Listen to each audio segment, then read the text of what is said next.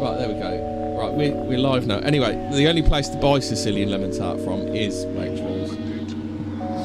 Indeed, that's where I get mine from. Yeah. Although, you've got to be sparing with it. A bit too much sort of goes through me.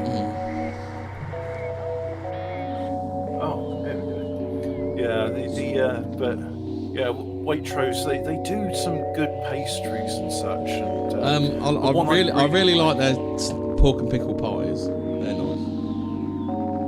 Because I notice if you buy cheap pork pies, they taste kind of nutty. Do you know what I mean? There's like a real half nut flavour to them.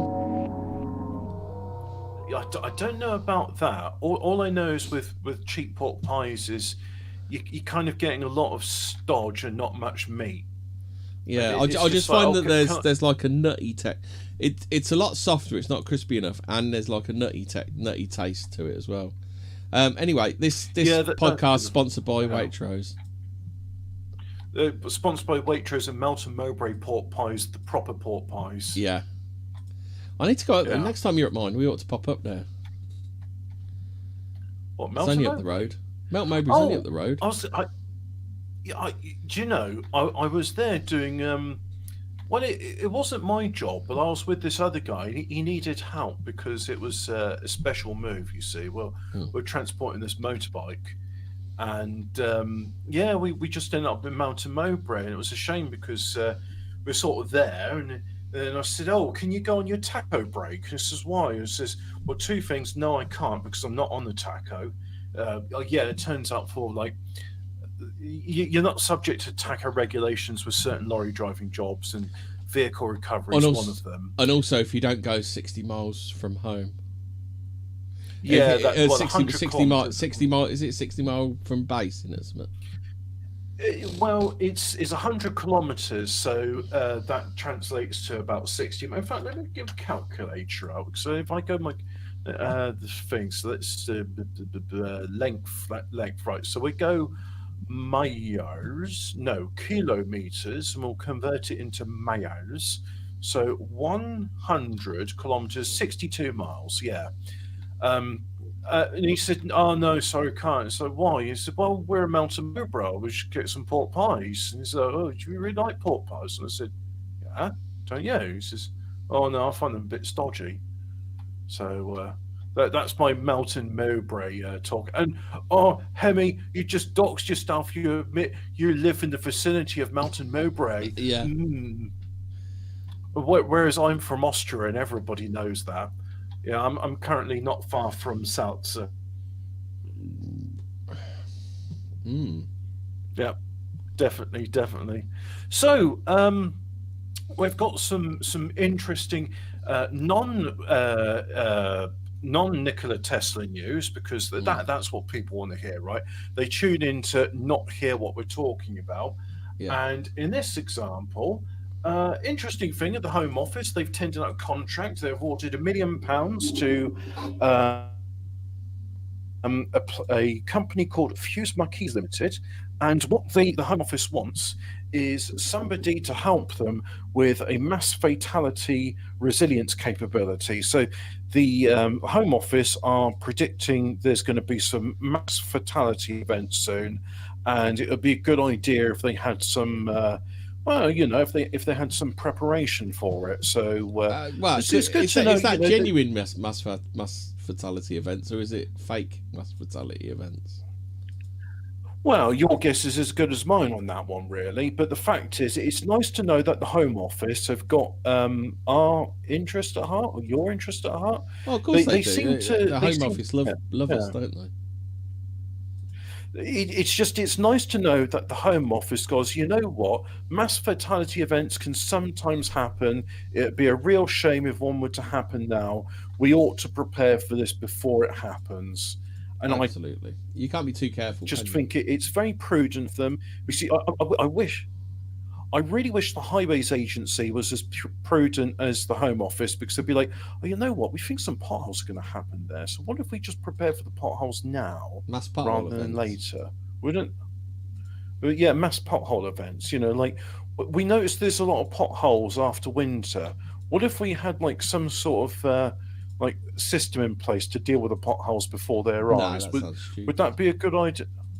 No, just sort of go like, oh my god, potholes! I've never seen those before. Nobody could have predicted a pothole in England. Did you know, like, the BBC refused to play a Beatles song because it's, that one about 10,000 potholes in Lancashire? Oh yeah, because the BBC thought, oh, you're talking about drugs. We're talking about the state of the roads in Lancashire, dickhead. No, it's about some bloke that committed suicide. Oh no, not. Do you remember when John Lennon did that song? So when somebody unalived themselves, he blew his brains out in the car. That's all part of the same song. Oh no. That would be probably why they didn't play said it. That you've said the demonetized word, and now you've been demonetized, and Waitrose would be like, well, no Sicilian lemon tarts for you. We'll get dumped out in the street like they did to Ben on Wine. Yeah, that's it. Just it's all gone Pete Ton wrong in the first 5 minutes. Fucking bugger. Yeah. Or dare I say bugger and fuck? Oh, because no, we're fucking let's buggers just fill now. it full of fucking buggers. Fuck, bugger, and fuck again. Nikola Tesla, more like liquor me smegma, says Cataman. Nikola Tesla, more like Nicola Smelma. Smelma balls. So that was one thing. And then we got this photograph. It's Nikola Tesla, more like Nikola Pestle and Mortar. Am I right? Yeah. More like Nicola, nobody cares about you because you're smelly and you're a pigeon fancier, but more on that later. Yeah. So science hasn't officially stated anything about the 170-meter tall Paracas candelabra geoglyph in blue. Right, so it's a petroglyph. That means a carving in rock, and it's 170 meters tall. How many Big Bens is that? Let me How many Big Bens? Just do some journalism here. So height. They don't use Big Bens. Ben. It's got to be double-decker buses, isn't it? I thought for lengths it's double deckers. So what is the height of Big Ben? Actually, it's called the tower. The Big Ben is the bow inside it. So anyway, the height of it is 96 meters tall. So this is almost like, well, it's in fact more than 1.5 Big Bens tall. That's how tall this thing is. So it's clearly visible from the air. It looks like a candelabra. And yeah, it's just like, here, right in the middle of Peru, right in the desert, nobody's around. It's just a massive candelabra just carved into it. Like, what's up with that? That's a bit weird. What else? Here's an interesting thing. Nikola Tesla's healing technology based on vibrations and frequencies. Am I jumping the gun? Well, that might be more to do with Raymond Rife, which is definitely another subject, which is 40, and I would be quite happy. Nikola Tesla said, talk about. If only you knew the magnificence of the 3, 6, and 9, then you would have the key to the universe. No, I thought it was 2, 4, 6, 8. Motorway. Me and my radio rocking on through the night. Yeah, he wasn't a fan of 2, 4, 6, 8 motorway. The Tom Robinson. So it is an interesting. Did you know Tom Robinson was one of them? No, I didn't. So it's an interesting thing. Do you remember Epstein, the man convicted guilty of selling no one to nobody, which I think is a very anti-Semitic canard. So there's a demand for the Epstein list, and you're called crazy for wanting it released. That's whole. Who cares about that? And then out of the blue, quick, stage a distraction. So there's this temperance movement, a modern temperance movement called Collective Shout, which is a bunch of ugly fucking women that don't like men having their hobbies. And so Collective Shout says, oh, look, we noticed that men play games we don't approve of on Steam and other platforms. So the payment processors like Visa and MasterCard and PayPal, they censor various anime and games. And they said, oh, look, Steam, if you don't censor these games, we're going to withhold our payments. The UK Online Safety Act then comes into effect to censor adults, and now the UK Online Safety Act has been sort of changed a bit so people don't notice you copying the UK's homework. And now every government in the world is doing this. So, it was nice talking to you guys, I guess. Australia, EU, USA, and Canada, well, yeah, they've all done the same. Multiple companies jump on the bandwagon to force ID, so you've got like face docs yourself in order to do anything online. PayPal removed from Steam. The Roblox scandal that gets government attention instantly in the United States. The Roblox's vice president of civility and partnership works with online safety organizations.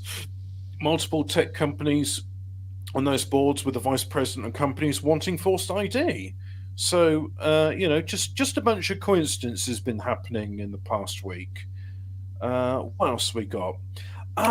Here's a brilliant piece of Fortean stuff, and this actually ties into Tesla.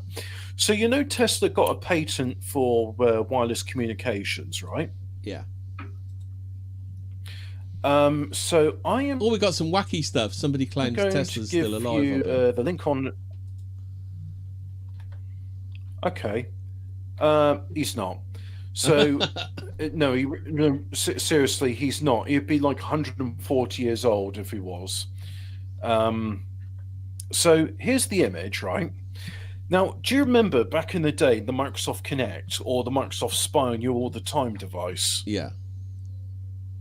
And back then, people have you just ever seen the ghost hunting device that does a similar thing, Hobbit? Have you watched many ghost hunting programs? I've not seen a single one. No. Oh, there's a ghost hunting device that does a similar thing. It just finds ghosts that are wandering around and just does like a wireframe version of them. All right. I don't know anything about that. So anyway, the Kinect, which was released, I think, was it the Xbox 360? The Xbox. Yeah, I never 180. Whatever it was. The Xbox 2. That's what it was. Sounded a bit naff from the start. So there was. They had this thing called the Xbox Kinect, and the idea behind it was, it will spy on you all the time, and it'll know where you are, and you won't need a controller because you just wave your arms about. Well, nobody wants to do that. And then when the Wii came out and the fucking normies did it, they're like, oh no, I broke my TV by waving the controller, and then I threw the controller at the TV, and now TV broke. It's like, well done. So this is why, I don't think they haven't done a console since the Wii, have they? They've just gone to making the Switch and Switch 2. The Bing Bing Wahoo, didn't they? They went to the Bing Bing Wahoo and the Bing Bing Wahoo 2. Yeah, the Bing Bing Wahoo 2, Steal Your Money Boogaloo. But anyway, the Kinect was very interesting. So a lot of people object to the cameras are spying on you, but you don't even need cameras to spy on people. You can use Wi-Fi. So what they've done here is they've used a router, and routers these days use something called multiple input, multiple output. And the idea is you get a stronger, more consistent signal. And I must admit, I found this pretty cool yesterday. I've got a file server, and I was transferring some of my legal backups of DVDs that I've made. And if that's the point, I ought to... Legal backups of DVDs you own, is that what you wouldn't download a car, would you, Robert? Yeah. No. I wouldn't download a policeman's hat, do a shit in it, and then send it to his grieving widow. So that's not a Father Ted reference, by the way. That's an It Crowd reference. Okay. So I was streaming, and that worked, and then I transferred the file from the file server to my Steam Deck, and my file server's downstairs, and there's the router. So it was an Ethernet to wireless bridge, and it's going up all the various stories and stone and floorboards and what have you, and it was transferring at 12 megabytes a second. And I looked at that and thought to myself, I remember back in the 90s when my uncle had an Ethernet system for his file server, and I thought it was really cool back in the day when it was doing 10 megabytes a second. And no, it wouldn't have been. it was 10 megabit in Ethernet, so it had been 1.25 megabytes a second. Ooh. It was the very early stuff. Oh, and it was really cool. You had the screensaver on this server, and what it was is it showed this snake. You know the game Snake. Yeah. And what it would do is when the file activity sped up. One of my favourite Windows files, screensavers was always pipes. But this one, and I'm really hoping somebody like knows their early to mid '90s file networking stuff. Unfortunately, I can't talk to him anymore because he's dead.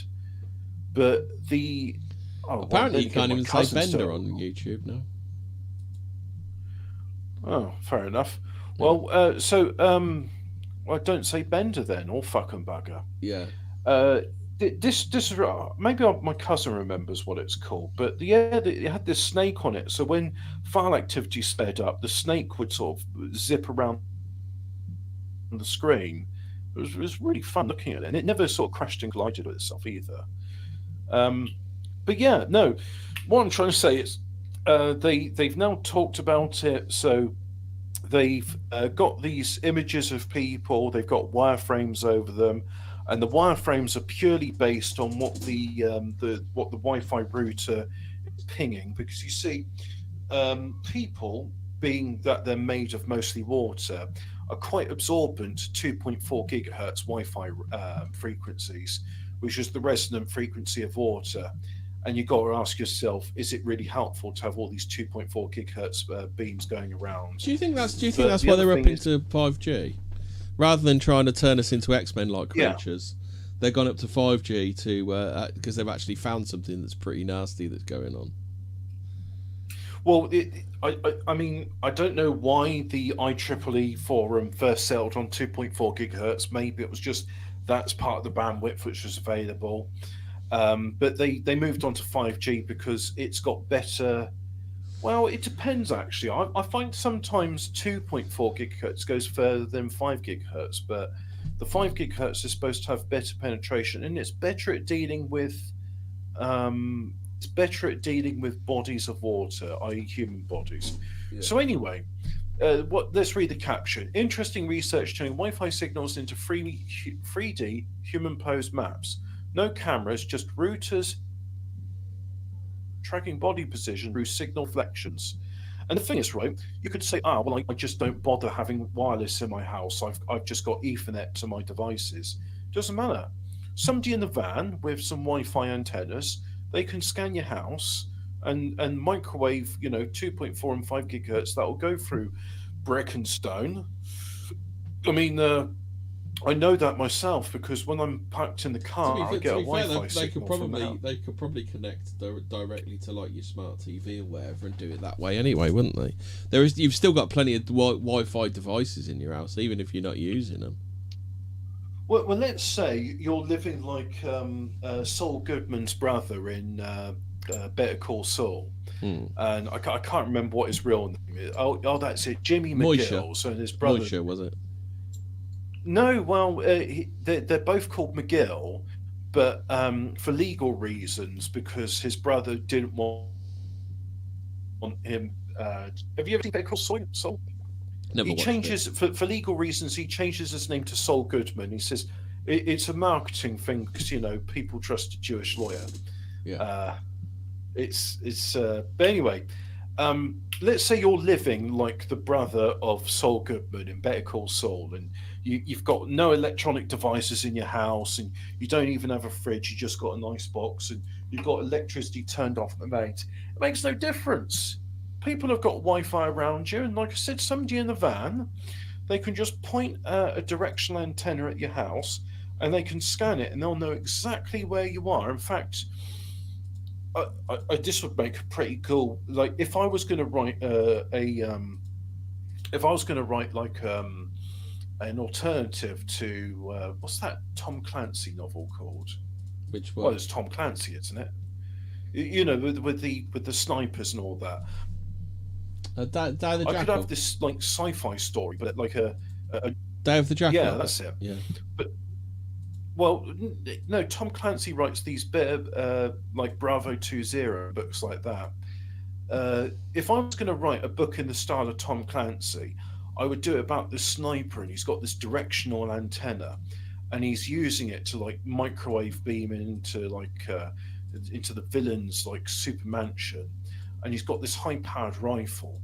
And what he does, because the villain thinks, no one will see me because I've got no windows in my house. I've just got like concrete walls.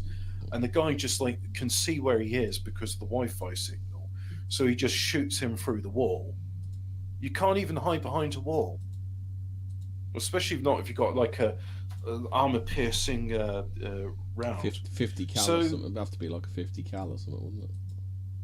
Well, a 50 cal would be would get stopped by like 3 foot of brick or concrete. I'm talking about like a proper like cannon, but it could be done. It could be done.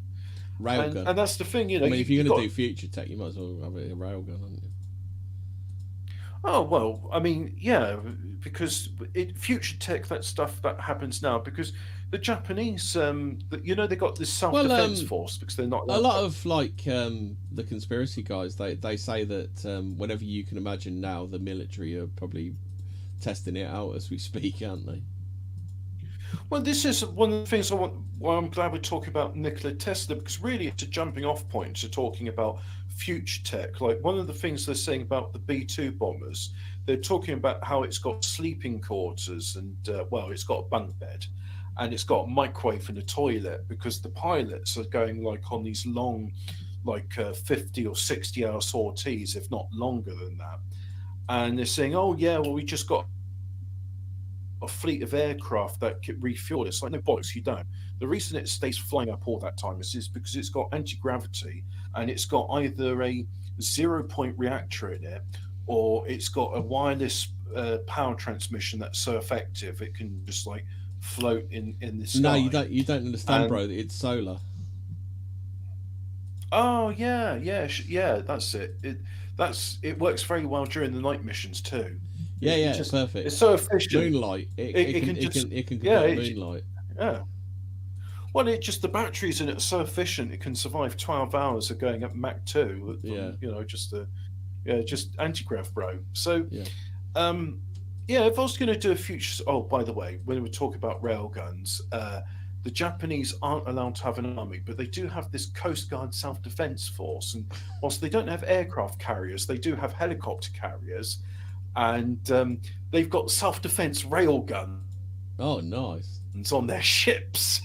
So I find that very interesting. Apparently, the Japs are very good when it comes to railgun technology. So is that why Hideo Kojima was talking about them in Metal Gear Solid, because they were existing? Well, the thing is, I think for whatever reason, like sci-fi authors see like lasers as old hat, where I still think lasers are pretty cool, if you ask me. But especially plasma ones in the 40-watt range. Well, that's plasmas. That's not lasers. But speaking of which, there's this laser scene in Final Destination where she's getting laser eye surgery, but you see the machine and it's making all these noises, and it's got this dial showing like the power output, and it's like 5 milliwatts, and it's saying like, oh, it's gone up to 7.4 milliwatts. Oh, that's really scary. It's just, then it's like 7.4 milliwatts, and it just like carves a beam for a face like it's a welding machine. What would that do then? Would it just like give you a nasty blister or something? Would it? I mean, there's probably a thing where it's going to cause like permanent blindness or something. Yeah. But it's not going to like slice flesh open. Yeah. Yeah.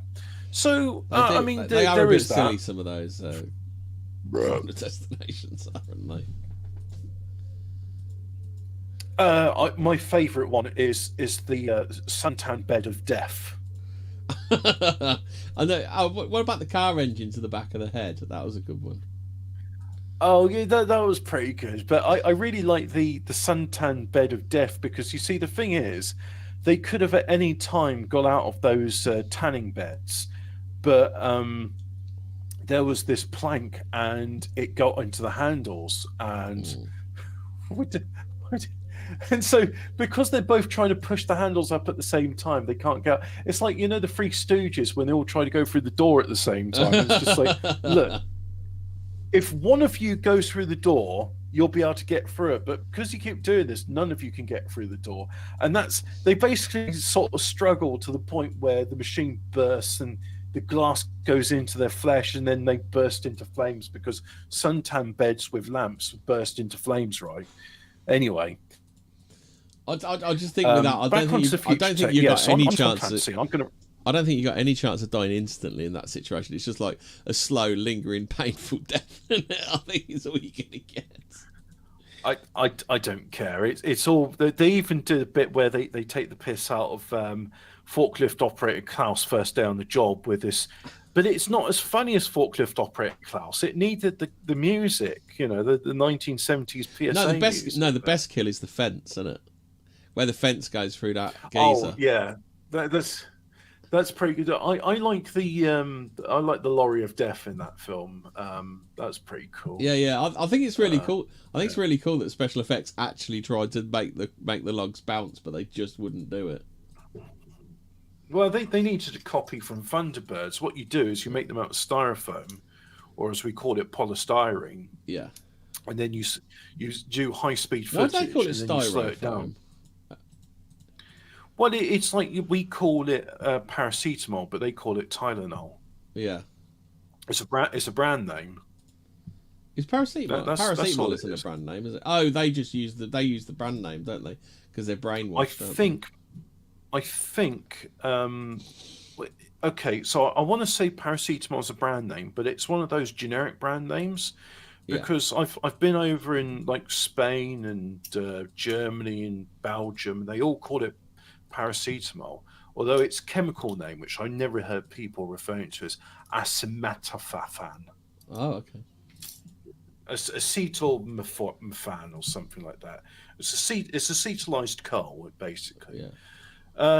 It's just if I was going to do a Tom Clancy thing, the sniper and he's got a rail gun, and you thought you were safe in that bunker. Well, it turns out the Wi-Fi can, the microwave scanner can. Arnie uses a rail gun in. Do you remember Eraser? I only ever watched it once because it's not one of Arnie's best.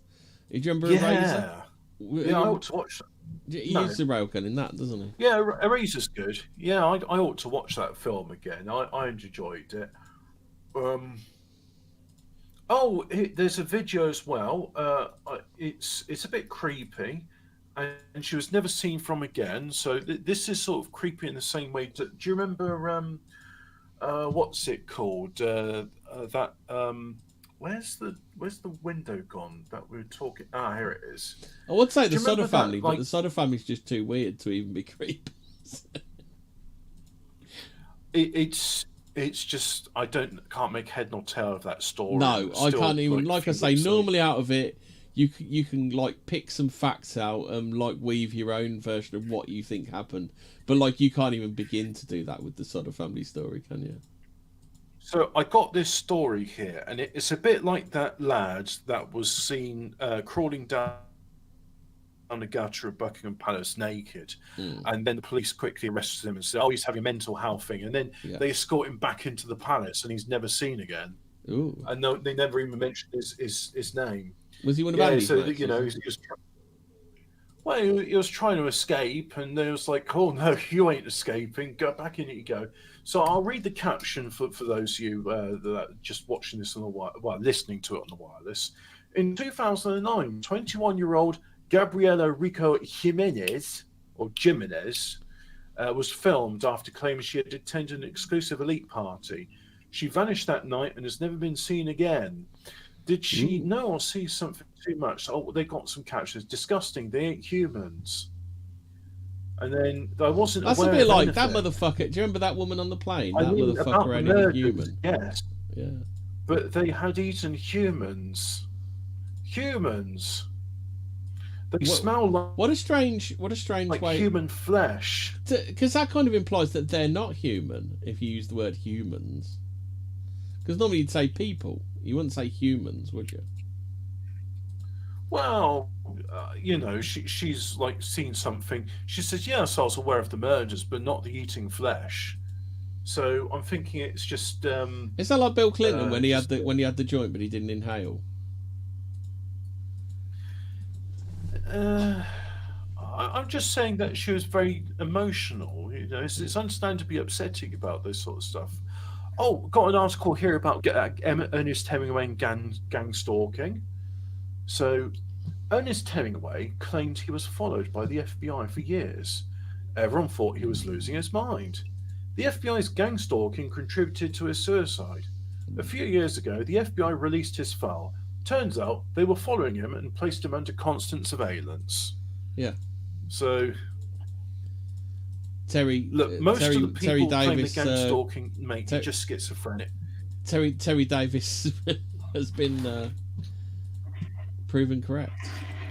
Vindicated. Well, look, I'm pretty sure that Bill Gates and that lot had him killed because he was a threat to the hegemony. But the vast majority of gang stalking so-called victims are just paranoid schizophrenics, and nothing's bad actually happening to them, but they are completely delusional, and they can't tell the difference between their hallucinations and reality. I've dealt unfortunately with two paranoid schizophrenics, which is too many, and they really cannot distinguish fantasy from reality. It's really tragic. It's so sad. Oh, here we go. This is something. Oh, well, it's not really Fortean, and it's health advice, so I'm not allowed to give that on YouTube. But there's various supplements you can take. Like if you've got dry skin, you should try taking zinc. If you've got wrinkles or dark circles, vitamin C. Dizziness, try iron. But of course, B12. What a load of old nonsense, isn't it, Hobbit? Yeah, I mean, everybody knows this isn't true. And if you've got like any problem like dermatitis, migraines, tingling hands or feet, go and see your doctor. Go and see your doctor if and you've put got some migraines, chemicals on it. If you've got migraines, go and see your doctor and get some tramadol, whatever he prescribes you, and don't just take vitamin B2 because that's bad. If you've got dry eyes, take zinc and vitamin A. No, sorry. If you've got dry eyes, go to the doctor and get prescription eye drops. Don't take zinc and vitamin A. Yeah. Have you got high blood pressure and anxiety? Go and see a doctor for some antidepressants. Don't take potassium and magnesium. Yeah. That's a classic, but that's not really Fortean. That's about shit posting, so I can't really talk about this. It's more stuff about the UFO that's going to come visit us in November. You know that the UFO is going to come visit us. It's going to come and kill us all. The UFO. The UFO. The killer UFO. Spooking it. Is this the one Hawking was warning us about? Well, hang on. That flyby makes it go close to Mars, not near Earth. So it's a 3D object called A11PL3Z, and in September the 16th, it approaches Mars. October the 9th, it sort of flies away from Mars, and Earth's on the other side of the sun at that point. So I should be all right because that's my birthday. But then November, December, that's when it gets closest to Earth. And Earth again, it's much closer to Mars than ever it gets to us. But anyway, there's some people. There's a 3.5 minute long clip. They're talking about this UFO, and they all say it's hostile. It's like, how do you know it's hostile? Have they communicated with it? Yeah, it's giving them a cold shoulder. That's why they're saying it's hostile. Yeah. Is there anything else spooky which I thought? Oh, the jerk off crystals. Yeah. Oh, they're very Fortean. Charge up and JO38 Houston.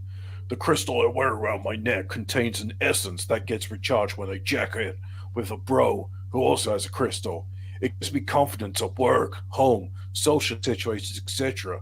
Nobody knows it's a JO crystal, but me and my bros. I've seen it glow like while jerking it with a bud. That's how I know it's real. You can come over for as long as you want, but I need a picture of you, preferably wearing crystal before I waste my time. You ever thought maybe you should do a Gloucester accent when you're doing that instead? A what accent? A Gloucester accent. You know, like a certain individual we used to mutually know. Right, so guys, the crystal I wear around my neck. It contains an essence that gets recharged when I jack it with a bro. It also has a crystal, yeah. It gives me confidence at work, home, and social situations, etc.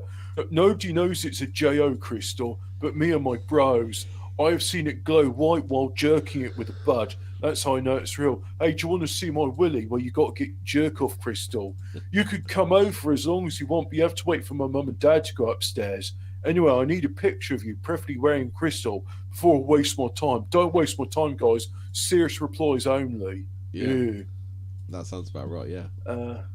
Yeah. So, you know, if you're in the Cheltenham area, if your jerk off crystal is low on Vril and you need to charge it up, just hit up the Cheltenham area, and Buddy 38 from Houston, Cheltenham will set you up.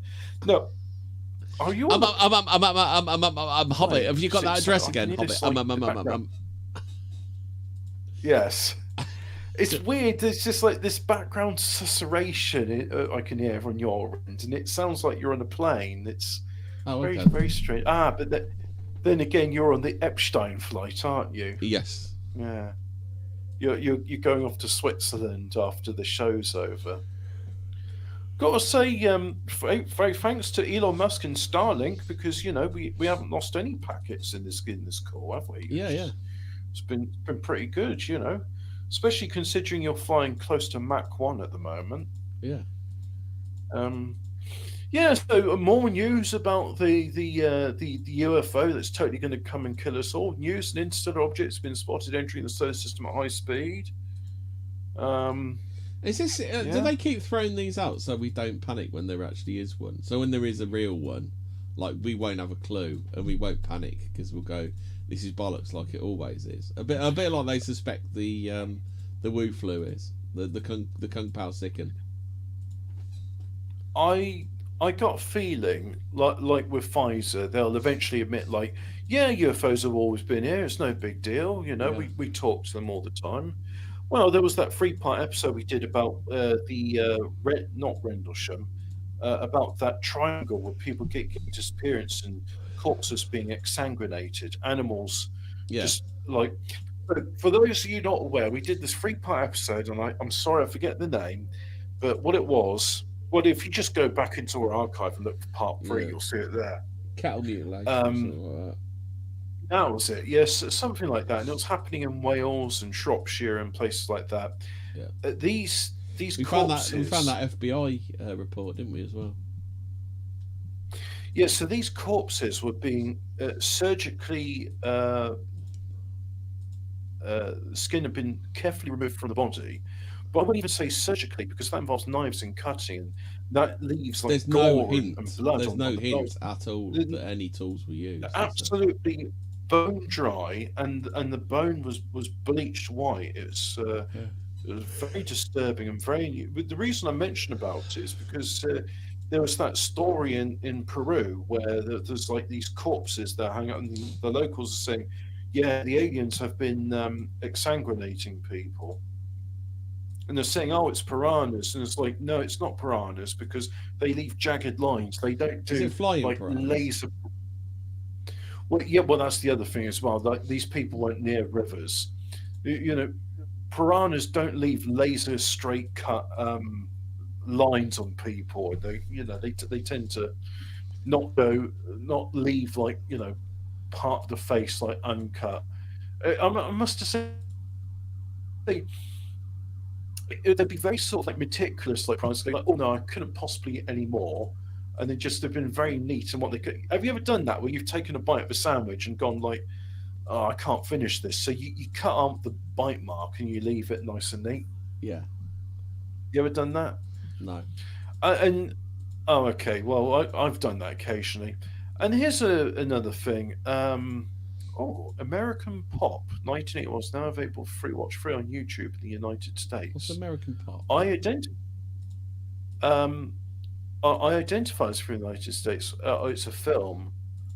Hobbit. Anyway, we've called this episode more Tesla, and in the words of Alice, how can I very well have more Tesla when I haven't had any? Hey, I gave you some Tesla. We talked about alternating current anyway. So here's an interesting headline, right? 3 ex-bosses at Lucy Letby Hospital arrested for gross negligence and manslaughter. Could there possibly be like some systemic abuses in the system, and she was used as the scapegoat? I don't know. Maybe time will tell. So Nikola Tesla, what was that all about? He did some inventions, didn't he? The Tesla turbine was pretty cool. Stuff. What happened later on? Do you swallow any of this perpetual motion? Because I had a flick through the X's, and they seem to be trying to make out that he created some sort of perpetual motion machine. Well, it wasn't exactly perpetual motion, you see. He figured out. Here you go. This one here, Robert. Have a look at this Twitter I've just put in. Yeah. Electromagnetic motor. That's it. Oh, sorry. He made I just got to interrupt you once more. Someone on X thinks that Nikola Tesla was responsible for the Tunguska effect. So, the Tunguska event. And he did it from Wardenclyffe. Right, so I'll explain this right. Now, here's the thing. I did some research into that, and there's isotopes of iridium which you only get from meteorites. They're not present in the Earth. We do have iridium on the Earth, but not this isotope. So I'm quite happy in saying. Let's just go back a little bit more. Why do people think there's something untoward going on with the Tunguska event then? Right, 2 things I'll explain. It's a very unusual meteoric impact, but I will play devil's advocate here and say that we've observed very few meteorite impacts on Earth or on the Moon or anywhere for that matter. So we don't actually have that much information about them. And they are very unusual, I will say that. But subsequent geological surveys have noted the traces of iridium I'm sorry, some geologist in the chat will say, yeah, Hobbit, what you're talking about is iridium, and then they'll tell me the isotope number. I'm terrible at remembering numbers. And that's something which is like, it's like a fingerprint of a meteorite impact. Yeah. Now, on to why Tesla could have been responsible for it. And I'm not saying he is, by the way, but I'm saying this is what he could have done. This is a theory. Tesla was working on something. So if Tesla wrote the book, If I Did It, about the Tunguska event. Yeah. So if Tesla was O.J. Simpson, but with scalar weapons instead of murdering his wife. Yeah.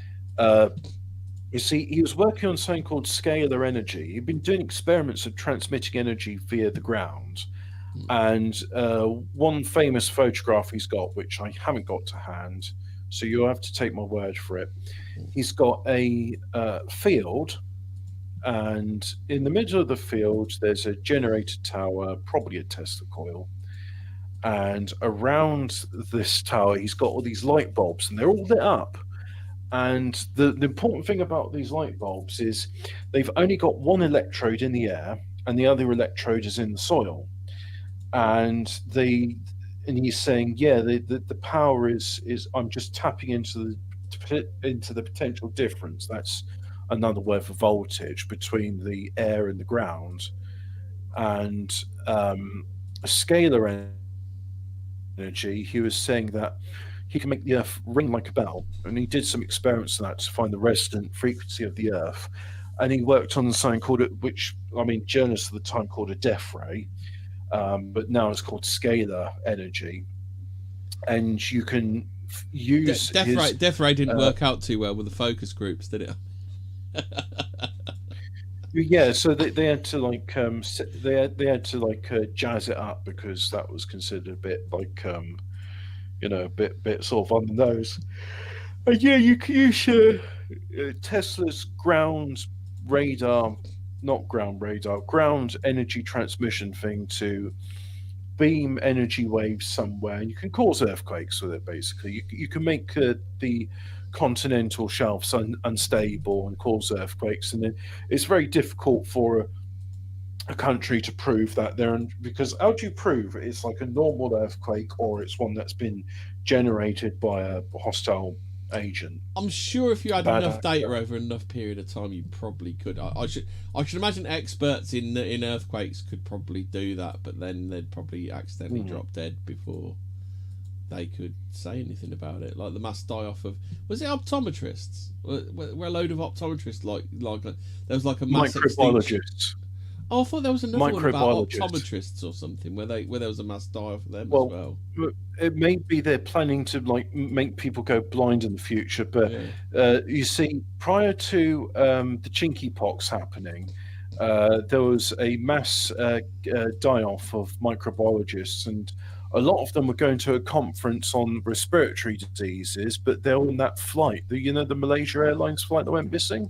What, the MH32? Is it MH32? 42? Again, I'm terrible at remembering numbers, but it was some Malaysian Airlines flight. Yeah. And just how that's crazy, that's all one these just absolutely vanished off the radar. That one, you mean? I tell you what, right? If let's say, in the words of Tom Clancy, if I was going to write a speculative fiction book about sniping and microwaves and stuff, let's say I was a microbiologist and I've been invited to a conference on communicable diseases, and I'd be like, there's a lot of us on the same flight here. Yeah. Would be a shame if that Malaysian Airlines flight happened. Yeah. You know what? I'm good, guys. You carry on ahead. I'll get the next flight. Yeah. I just I've seen Final Destination 1. I think I'm going to give this aircraft a miss for some reason. I was just having a shit in the toilet, and I heard John Denver playing. So I'll see you later, guys. Yeah. Look, I don't know how it's happened, but I've got this cut on my finger, and I think I'll give the flight a miss, guys. You have fun. Let me know how the conference goes. I'll be there in. When's the next flight? 2 days' time. Yeah, I'll see you in 2 days' time. I'm travelling by donkey. I've changed my mind. I'm going to travel by donkey. I'll see you there, guys. Yeah. I'm good, guys. I'll tell you what. We'll have a Zoom meeting about it, shall we? I'll stay home. Yeah. But just think. I'm guessing if only they'd have done that 6 months later, it would have been all done by Zoom, wouldn't it? Weird. Very strange. Yeah. Very strange, yeah. So Tesla was working on scalar work, but he was working on the wireless transmission of energy. Now I've got something almost as good as Snopes here. I've got Wikipedia up, which, by the way, in the UK, which I'm not in because I'm in Austria.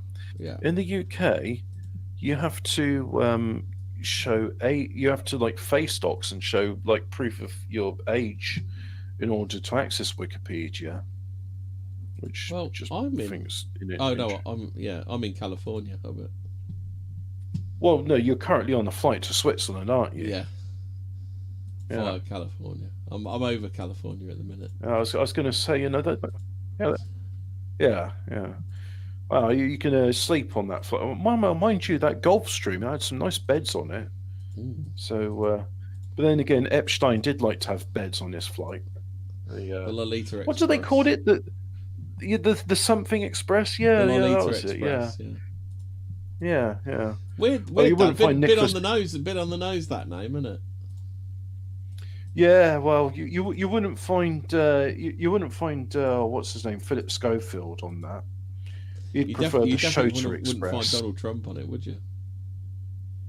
And you certainly wouldn't find Michael Barrymore or Kevin Spacey on it. Or is it Kevin Bacon? Who's the one that had that court case, but all the victims died in mysterious circumstances? So no, they died in perfectly normal circumstances. Such a conspiracy. Oh theorist. Sorry, have you consulted circumstance on this one? Legal, all legal and above board circumstances. You know what? Because Kevin Spacey's still alive. Yes, all the witnesses against Kevin Spacey died in completely normal circumstances. How unfortunate for them. Yeah. So the Wardenclyffe Tower. Also known as the Tesla Tower, was an early experimental wireless transmission station designed and built by Nikola Tesla on Long Island I thought it in was built to 1901 fight to H.P. 1902. Lovecraft, or was that game's history a bit wrong? Oh, there is a game called Tesla versus Lovecraft. Yeah. Yeah, I've got that game. So it's located in the village of Shoreham of New York. Tesla intended to transmit messages, telephony, and even facsimile images across the Atlantic Ocean to England and to ships at sea Did he based on photocopy his his bum theories. and send it over? Yeah. So his theories of using the Earth to conduct the signals, his decision to increase the scale of the facility and implement his ideas of wireless power transfer to better compete with Mr. Marconi, he's got that name. Good. You know what? Can I get Google to pronounce that name for me? What, Marconi? So no, well, it's an Italian name. That's it, Marconi. Yeah. I know Marconi because I've heard various people say it before, but oh no, they tried an translate. Italian stylized version of Marconi. No, that is the Italian version. There's no stylizing about it. It's like, because I've no idea what is. But anyway, where's Italian? A B C D E F G H I. Italian. Irish. Oh, you can have Irish. So, say that again. Itai. That's what they call them. Guglielmo Marconi. So his name's Guglielmo Marconi. Anyway, you never heard of the film director Tesla, Guillermo del Toro? I didn't know that was the same. Isn't he Spanish? Yeah, I think he is, because Pan's Labyrinth is about the Spanish Civil War, isn't it? Yeah, I did not like that film. It was rather unpleasant, wasn't it? Especially when he beats that bloke's face in with a bottle of beer. That's completely unnecessary. Yeah, I tried to forget that film, but I'll tell you what is a good film, and I think it might be by him. Have you ever seen Day of the Beast, Dia de la Bestia? No, I haven't seen that. It's a 1995 Spanish horror film, and it's about this priest who becomes absolutely evil sinner in order to summon the devil, because he's drawn conclusions that the Antichrist is going to be incarnated in Spain on 1999. Oh. So he's going to drown it. It's a very good film, and I think that's Guillermo del Toro. Guillermo. Anyway, the reason we got into this is he directed Blade 2. I don't know if you know that. Oh, that's a good film. So this was to implement his ideas of wireless power transfer to better compete with Guillermo Marconi's radio-based telegraph system. And it was met with refusal to fund the changes. Is that why you only ever hear him referred to as Marconi? Have you ever heard anyone ever say Marconi's first name? I've only ever heard him referred to as Marconi. Yeah. Well, I suppose it's like, no, people do call him Thomas Edison, don't they? Yeah. Anyway, financier JP Morgan refused to back it, and he was the primary backer. Additional investment could not be found, and the project was abandoned in 1906, never to become operational. In an attempt to satisfy Tesla debts, the tower was demolished for scrap in 1917. Oh, hang on. Okay, so Wikipedia, they're not doing a Snopes here. They've just completely edited out the fire. The tower was demolished for scrap in 1917, and the property for taken no reason whatsoever. In foreclosure. Yeah, just purely coincidence. Was taken for foreclosure in 1922. For 50 years, Wardenclyffe was a processing facility producing photography supplies. Many buildings were added to the site, and land it occupies has been trimmed down from 200 acres, which is 81 hectares, to 16 acres, which is 6.5 hectares. Thank you for telling me the metric. But the original 94 by 94 foot, which is in meeting. They haven't measured it properly, have they? We need to message I don't know. Wikipedia and tell them that they're not measuring things properly.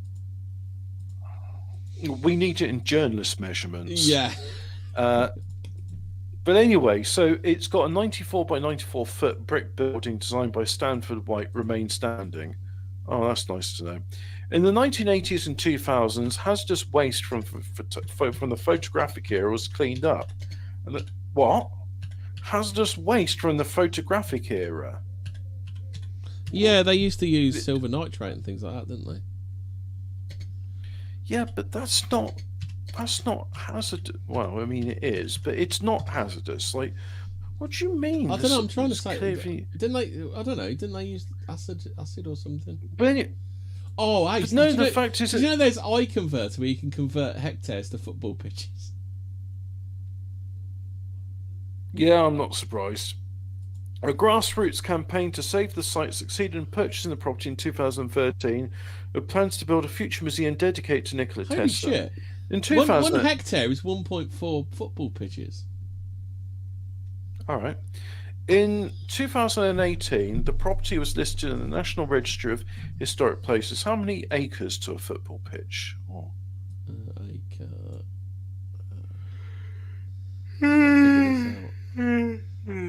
Acre. Oh yeah, there you go. Oh no, clicked the wrong one.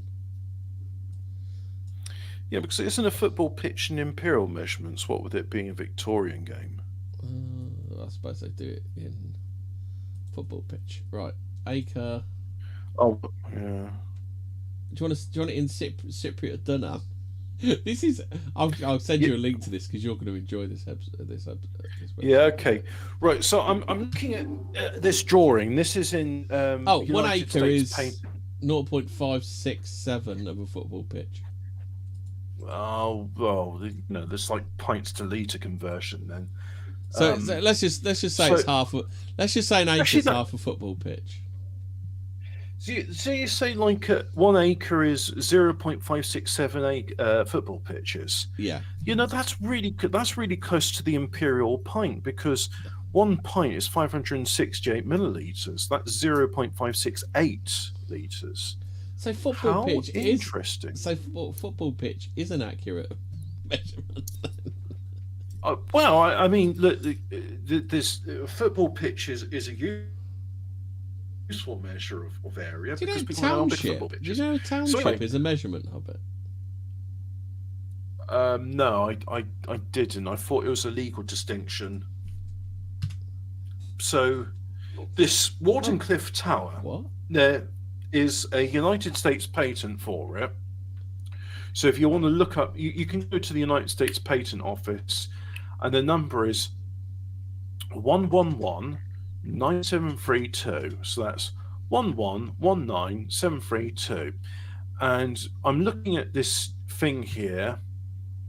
It's quite interesting. At the top, there is a donut structure, also known as a torus. Now, it's got these...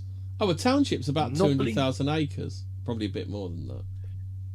It's got these knobbly bits on the torus, and I don't know what those are, although it is in the diagram referred to as P, so I imagine there's a legend somewhere which explains what all these parts are. But unfortunately, Wikipedia does not have the legend, because why would you have that on an article about the Wardenclyffe Tower? So they're lying by omission in this, by the way, because they're withholding critical information.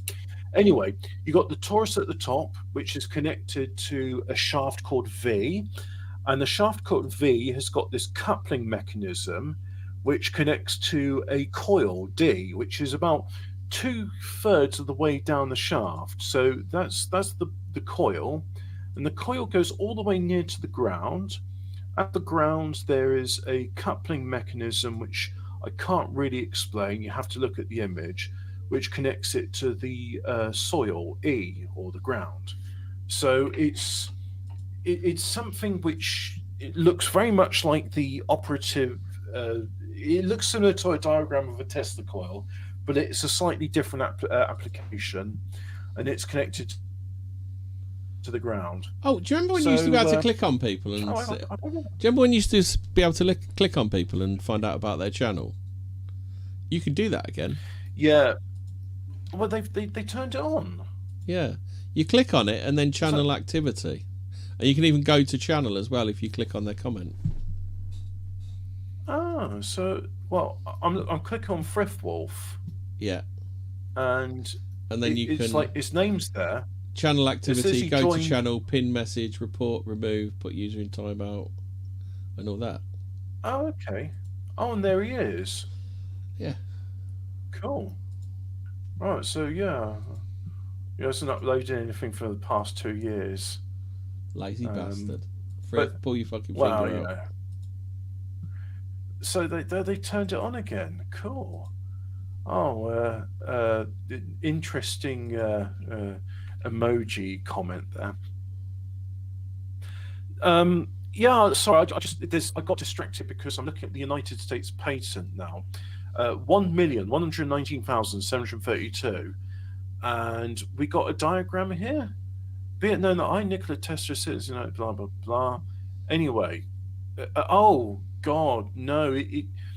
He's written it in a very long-winded way. Shall I read the technical thing about the patent? Like, because he does describe what all these parts are How and how autistic they is it? interrelate to each other. It is PhD level autism, Emmy. Am I going to get bored? Really Am I going to get bored / lost? Put it this way, I could read this and most of it will go over my head.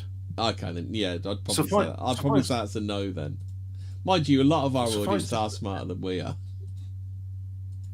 Yeah, look, so look, if you can explain it, all I understand is that it's. I don't think it generates the power. I think what it is it taps the difference in voltage between the air and the earth, because nature does that in a very dramatic way. It's called lightning. Now, people have done high-speed photography of lightning, and they've shown that the feeder comes up from the ground, the sky, and then once it creates a channel, that's when the big bolt of lightning comes. Why don't you ask Grok to explain the Wardcliffe Tower?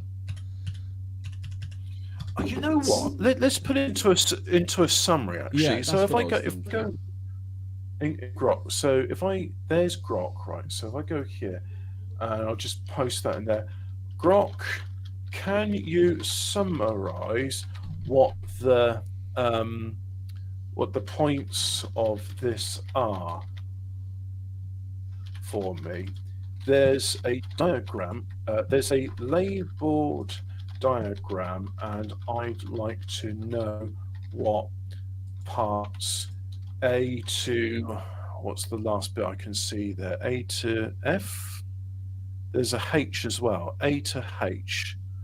A to HR. And let's see if it can read it and tell me what it is. So, so here it goes. So, summary of key points. Objective. The invention aims to transmit electrical energy efficiently, either through wires or natural media, i.e. the air or the earth, for applications like power distribution or long-distance energy transfer. Yeah, I've said that bit. The core mechanism. The system uses a resonance circuit to generate high-tension electrical potentials, which is what a Tesla coil does. And the high-tension electrical potentials is demonstrated quite dramatically in the form of lightning. That's the cool thing that Tesla coils do. A primary circuit excites a secondary resonance circuit, which includes a grounded coil and the terminal charged to maximum pressure.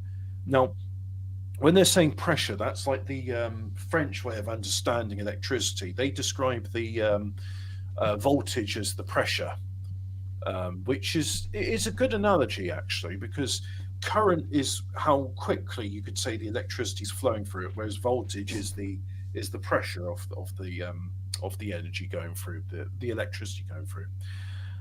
So yeah, in other words, it's a step-up transformer, but it's kind of a specialized step-up transformer, if that makes sense. Leakage prevention. Tesla addresses the issue of energy escaping into the ambient air or over conductor supports by designing the apparatus with a large radius conducting surfaces to reduce electric surface density and prevent leakage. Right. So I was describing that donut at the top of the thing. Yeah. There's a very practical reason why you have it in a donut thing. You can't make it spherical for some practical reason, but the next best shape for an electrode with no points, as would be the Earth, is a donut. donut Earth. Well, because like if you've ever like played with a plasma ball, you know if you touch it with a finger, the plasma lightning congregates around where your finger's Yeah. touching. And if you like put the palm of your hand on it and you put your other palm of the hand, eventually it gets to a point. Like the fun thing I like doing with a plasma ball is how much can I touch it before instead of making one like fine point, it becomes a whole distributed point. And the answer is two palms, which are kind of sort of wrap around it like a donut. So that's what they're doing with the donut. That prevents a big sort of like bolt of plasma arcing around and zapping people. Resonant condition. The system requires precise tuning to achieve resonance, maximizing the voltage at the terminal D. So where's the term? Right, D. We know when I said about 2/3 of the way down, there's this coupler. So basically, what they'd do if they were if the like Tomorrow's World were demonstrating this, they'd go, oh no, they'd get like the resonance wrong, and then they go, oh no, it doesn't work. Look, there's a dud. Wouldn't yeah, that's it. Yeah, and the thing about resonance is, it's like the reason why you want the resonant frequency just right is,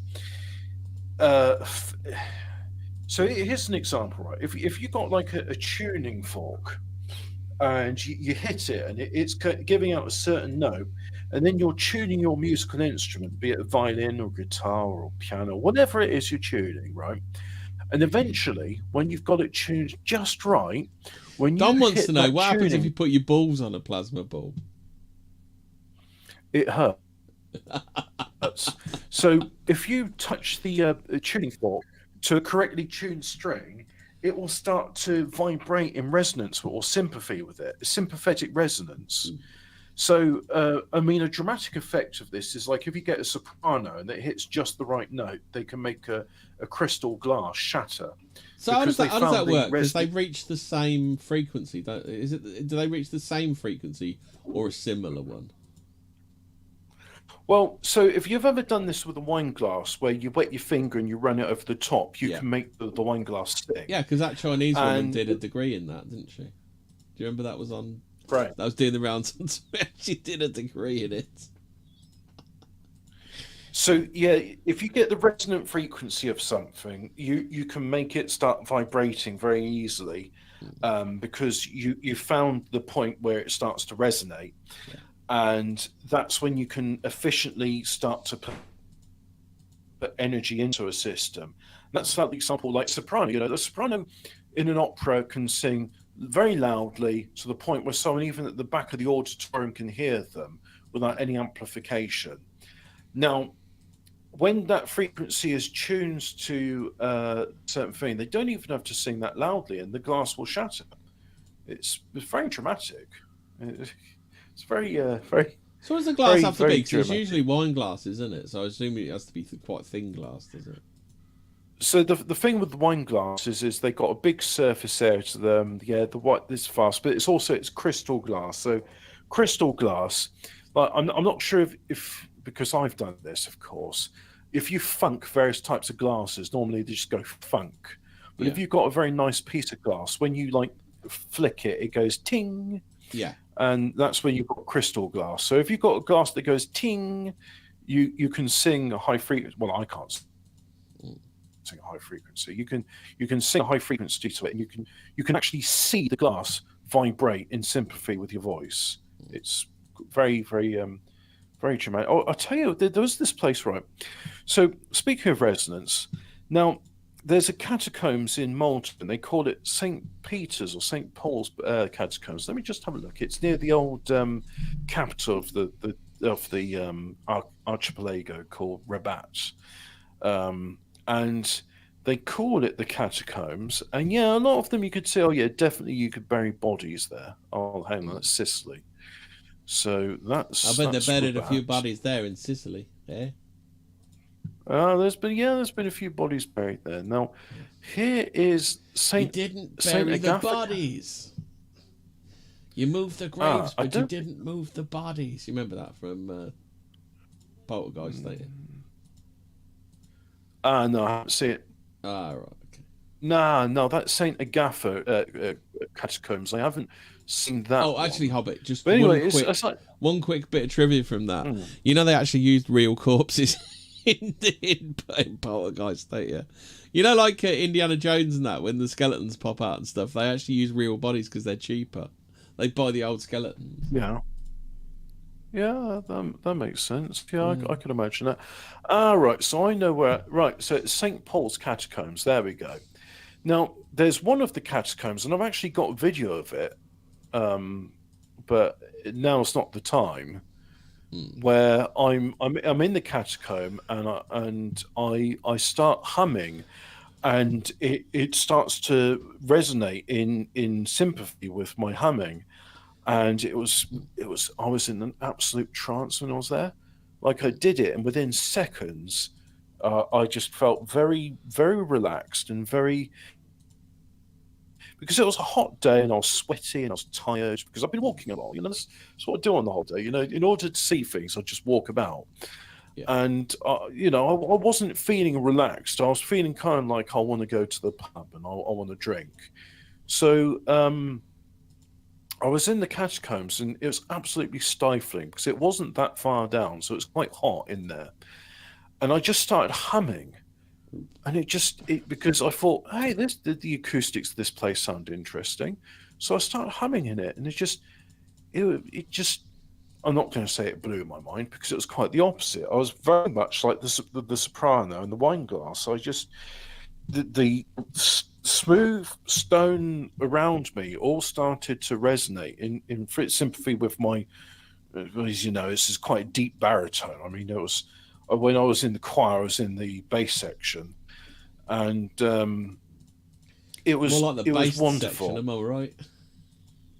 I know, but and it was absolutely wonderful, and I thoroughly recommend you go to St. Paul's Catacombs. I can't remember which number it is. Again, I'm very terrible with numbers. But you just look, you go into all the catacombs. I think there's about 40 of them in total. And you'll notice one of them, you'll see it, and you'll go, this is too small for any bodies to be in it. But when you go in there, if you've noticed, you'll hear like the acoustics are different. Just start humming in it. It's brilliant. Absolutely brilliant. So anyway, back to the summary of this. Safety and power. For high-power transmitters, careful adjustments are needed to avoid dangers like electrical discharges or fireballs, which could occur if maximum pressure point shift within the circuit.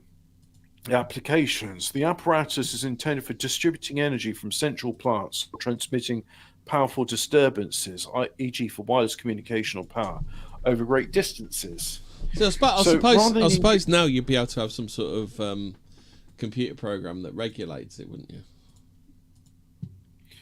Yeah, but Tesla was doing this electromechanically back then because they didn't even have transistors then, and valves that's were what I mean. a But new technology. now you probably have it like electrically, mechanically, like electrically regulated, wouldn't you? Yeah, but the thing is, like, Tesla's like, look, I've got this ability to transmit energy wirelessly. You don't need pylons, and he's not talking about induction either, because, like, look, induction's great. You lose loads of energy, don't you, when you use induction? But, you know, for certain applications like charging up a phone, it's brilliant. You just put it on the pad and it charges up wireless, so you don't even have to plug it in. Very slowly though. They haven't figured out like high speed induction yet, though, have they? You probably cook. Well, they have figured out. They have figured out high speed induction, and it's called an arc furnace, and it's another brilliant application of induction. What arc furnace doesn't sound that good. If you want to heat up some metal. If you want to heat up a piece of metal to molten very quickly, you use induction. What it is this big electromagnetic coil around. Well, it's not even a big electromagnetic coil. It's just like some thick copper wire around your crucible. Yeah. You've got your stuff inside it, and it just, within seconds, you can see it glowing red hot, and then it's glowing orange. It's brilliant. Oh, fun fact, Hobbit, if you have a surge protector in your house and you wire it up incorrectly, like you somehow manage to loop the earth around it, then you have a similar effect in your fuse board. You know, they say, if you're living in the third world and you're poor, you're very resourceful. You make use of what you've got and you try to eke it out. Yeah. Well, you know something which really sort of refutes that? I'm pretty sure that third worlders, because they spend all that time making those really toxic fires to extract electronics, they're Yeah. aware of the value of copper. Yeah. But have you ever seen like a third world telegraph pole where it's got all those huge stacks, like hundreds of meters of copper wire? And Yeah. they don't like uncoil it; they just leave it there. And Yeah. the thing is, do you know what's really weird about that? And again, I'm thinking like, imagine a whole nation of King Cobra JFS, where they know the copper's valuable. They know how to use wire strippers because you've got to strip the insulator in order to wire up the conductors. Yeah. But at no point do they go, hey, shall we cut off like the hundreds of meters of copper cable we've got here and then use it for another job?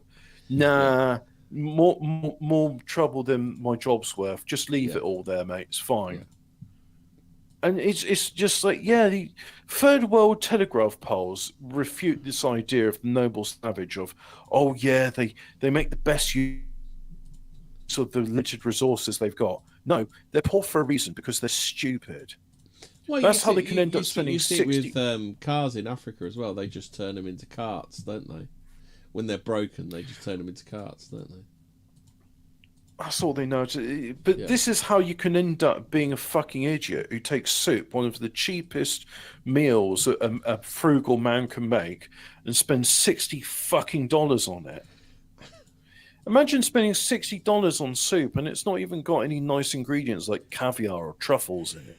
It's just like, I spent $60 on fucking soup because I'm a fucking idiot. Fuck, I hate morons. There's nothing good about them. There's no like, oh, we say what we like about morons, but they sure are nice people. No, they're not. There's no... Okay, there are redeeming qualities about them. On Saturday and Sunday, I like to watch them and laugh at them. But apart from that, no redeeming quality. Now, label diagrams. So now let me have a look at this image whilst I'm reading this out, because this would be a good thing to look at. So where's section A? That's the primary coil. Oh, okay. So there's a secondary coil which is inside the resonance circuit, closely coupled inductively with the primary coil of C. Where's C? Okay, so A's on the inside and C's on the outside. So that's like a transformer winding. One end of coil A is connected to the ground, which is plate E. Okay, yeah, we mentioned that before. And the other end leads through a self-induction coil, which is B, to the terminal D. So B is the shaft, which has got the coil wrapped around it, and then D is the coupler. The coil is critical for generating high-tension currents. B is the self-induction coil. A separate self-induction coil is connected between coil A and the metallic cylinder of B. It helps maintain the resonant condition and manages the high-frequency current flow to terminal D. Where's D in this? So D is right at the top. It's the inside of the donut. And we got B. So there's B and then there's B1, which is the metallic cylinder. A metallic cylinder connected to the self-induction coil in the terminal D. It serves part of the conducting path. Designed with large radius of curvature to prevent charge leakage and maintain high potential. So again, that's part of the donut, and it's just to prevent points of lightning arcing out and zapping people.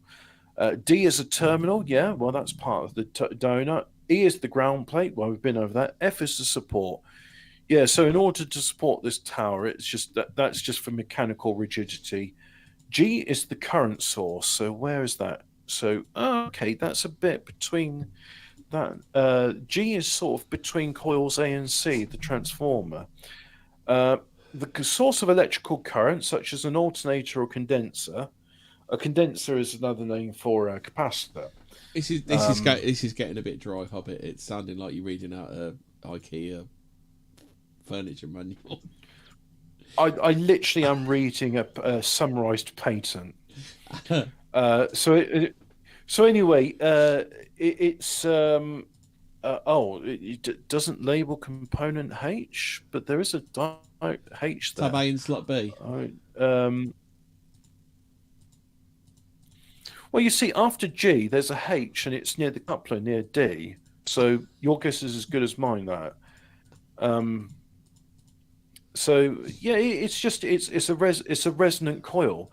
So anyway, let's go back to Snopes So here where's it and actually? what they So where's what it they actually plucking the electricity from? right. So G is where you plug in the power from. Now I find it very telling that what they're saying there is, yeah, you can plug an alternator into it if you're using like a power station. But more than that, they're saying using a condenser, which is just an old-fashioned way of saying capacitor. The French, by the way, that it was. I was talking to my relatives about electronics, and I was talking about. I said the capaciteur, and they said a capaciteur. Qu'est-ce que c'est? And I was like, and I drew the components, and like, that is not a capacitor in our country. We call it the condenser. I was like, oh, okay. Oh, yeah, because it condenses electrical current. Right, fair enough. We say it has the capacity to hold electric current. Yeah. So very interesting. Now, the reason I say that's interesting and using the capacitor there, capacitors don't hold a vast sum of electricity.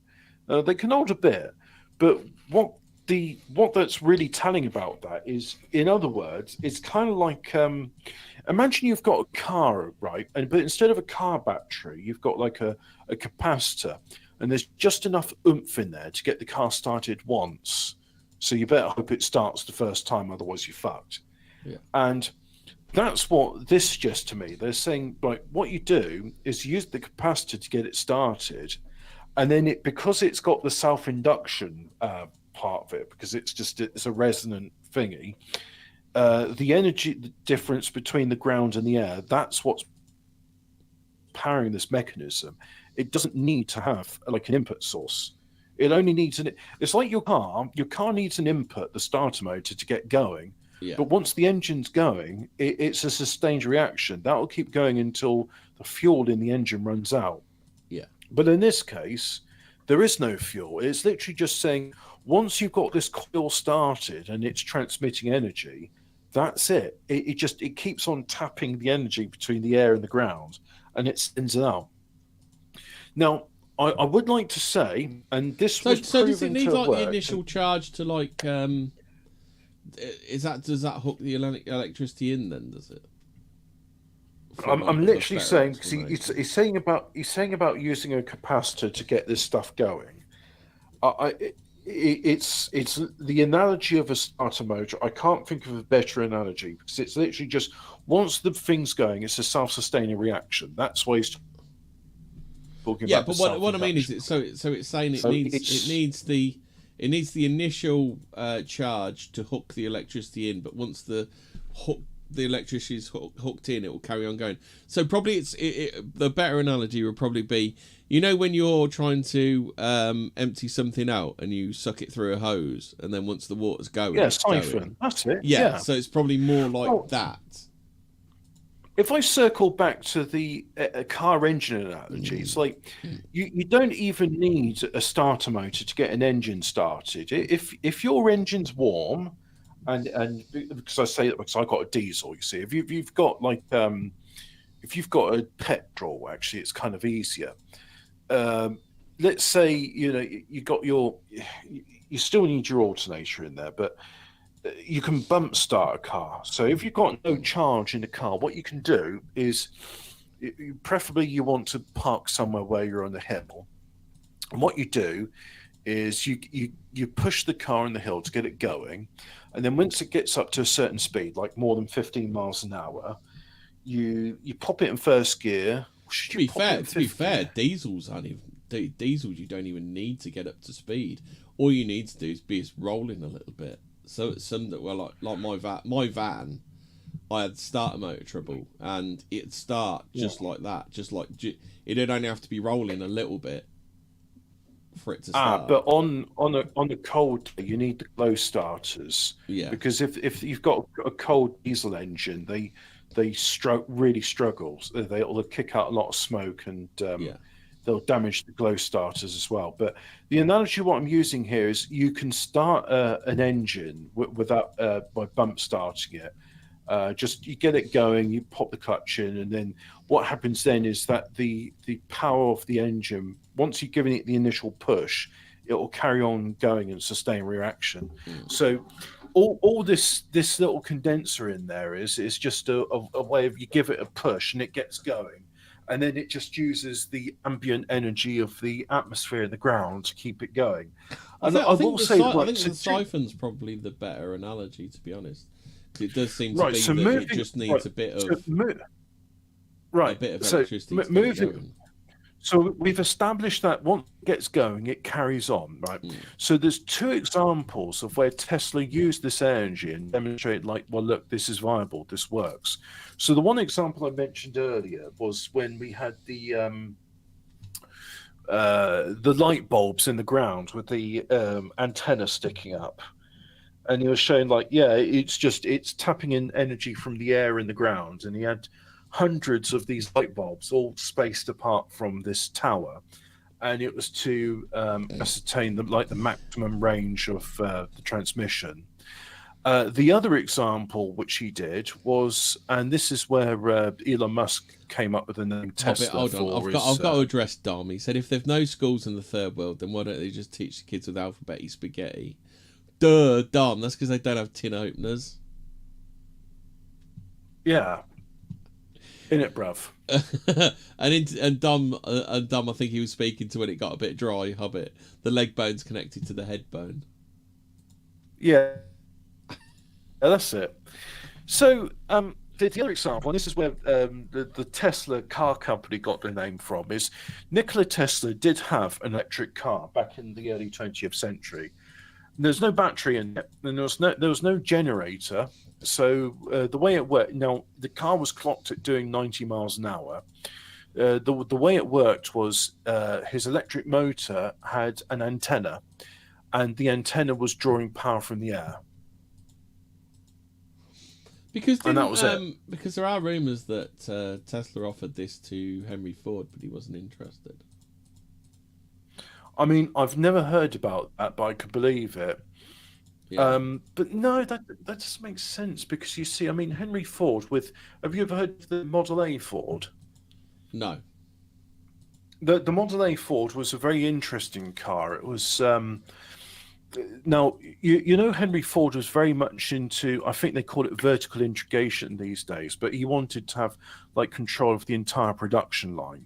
So he always would situate his factories next to a river, and he would also like have access to his own rubber plantations as well. And they had to have rivers, and the idea was that he could send cargo ships from the rubber plantations. I thought you were going to say the idea was that he could throw all of his chemicals in the river. Well, you know that too. I mean, that's just a happy accident. That's just a happy accident. No, I don't think he'd have done that. Actually, it was very environment conscious. He was, and that's the thing. You see, now we all talk about sustainable materials and not using nasty man-made stuff. So what he did with the Model A Ford is it was a steel chassis, but the bodywork wasn't steel. He was using plastic to make it. Now, the plastic wasn't from Standard Oil's crude oil refining of plastic. No, he was making it using hemp oil, which he then plasticized. And I mean, this stuff, it was even tougher than carbon fiber. It was having like the workers from the factory hitting the panels with sledgehammers. I'll have the dude weed bros in my fucking comments like, dude, you don't know how good hemp is, dude. Well, look, you know, dude weed bros aside, industrial hemp has got its uses, okay? And one of those uses something is about the original dollar was made out of hemp or something. A lot of paper is made from hemp, but also the United States Constitution is made on hemp paper. It's not linen; it's hemp. I think that's because it's supposed to be really strong, isn't it? Hemp paper. It's an acceptable substitute if you haven't got a ready supply of vellum, because the UK Parliament has laws written on vellum, and I think there was recently a thing passed with saying, oh, we shouldn't write laws on vellum anymore, because what if like the lawmaker is vegetarian and they don't want to put their signature on a piece of animal hide? I believe the correct answer to that one is yes and. Yes. Now, it's so you see, he had his workers, and they were having great fun with it because you can see in the video that they're laughing, and they're hitting the body panels with it. Now, this is a thing, right? Elon Musk did that thing where he was showing about how tough his Cybertruck is, and he hit it with a cannonball, and it broke the glass.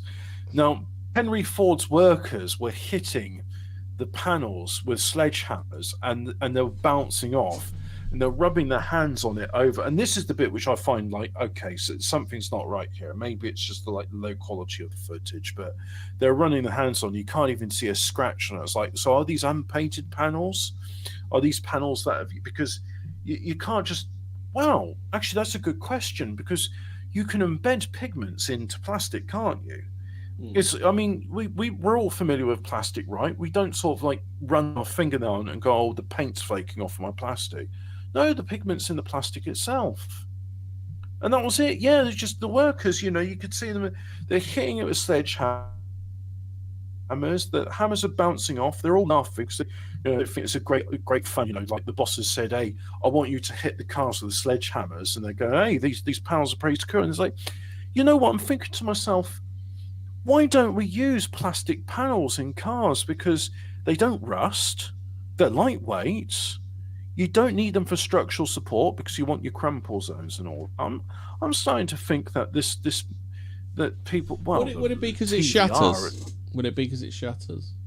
Like I think if you had an accident, don't the properties change depending on the weather? Because obviously, if you have a car accident in the summer, it's going to be a lot more like melty and plasticky, whereas in the winter it's going to be a lot harder and it's going to.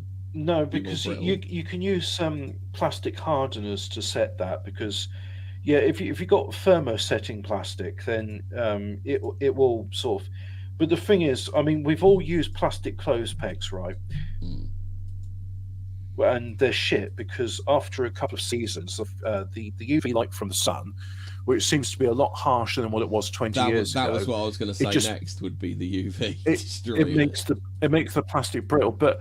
Yeah, well, the thing is, plastic's a fairly cheap material, so surely it's a bit where you just go like, okay, 2 years is up now. It's time to replace the panels on the car. Have you ever bought a bumper? Have you seen how much bumpers are, Hobbit? And then yes. imagine buying a panel.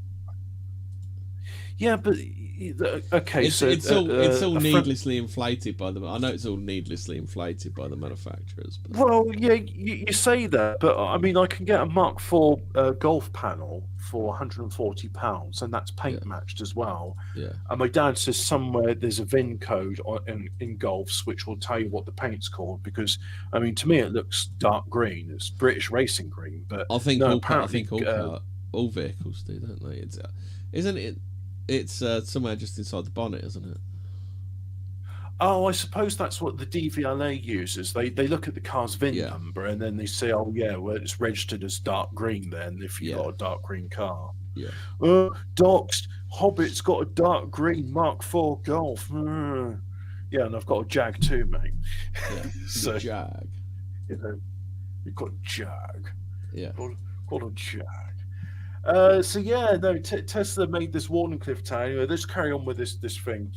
Talking about, oh, here we go. Oh, this is a bit more interesting, right? So, Tesla's design used a concept of a charge-conductive upper layer in the atmosphere, a theory dating back to an 1872 idea for a proposed wireless power system by Mahon Loomis. I've never heard of Mahon Loomis. Mahon Loomis was an American dentist and inventor known for proposing a wireless communication. Yeah, this could be. Is that where Bluetooth came from? I actually know the story about that, and I know. I watched Kingsman 2 the other day as well. What? Oh, he's talking about Bluetooth. There's a bit where he's at dinner with his girlfriend's parents and he's talking about Bluetooth. Because it's named after Bluetooth. Yeah, Harold Bluetooth. Yeah, it's named after Harold Bluetooth, and even the Bluetooth is his runic name, is his name in runes, isn't it? I think, or something. I can't remember.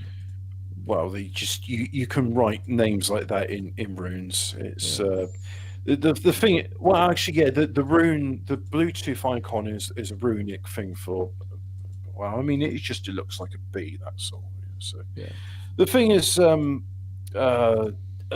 we're doing one of these Tomorrow's World style episodes, I get a bit like autistic. So That's things fly why off my I head. try to rein you in occasionally.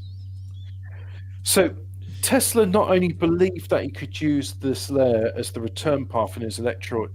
Oh, that was it. We're talking about Henry Ford and there's a saying. So the Model A Ford, it was completely Oh, Interdimension like Lizard says a dent is easier to repair on a metal body.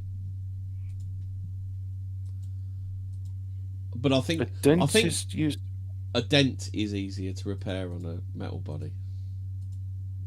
Back to your panels thing. But I think you're arguing that it's cheaper to just buy the new panel if it was made out of plastic. Was your argument? Well, anyway, yeah, I mean, yeah, you wouldn't I just again get a new panel. I think there's a lot of advantages to plastic, and that's why Henry Ford with the Model A was really into it.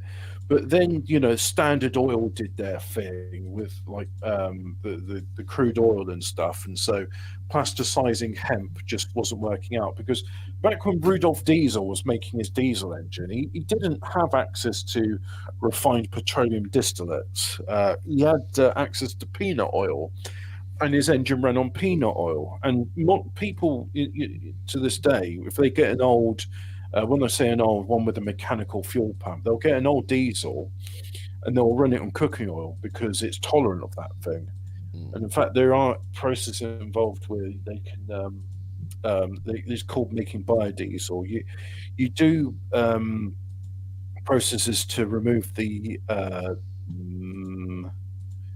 water from the cooking oil because if it's been someone doing the chips in it, well, the potatoes will sweat out water.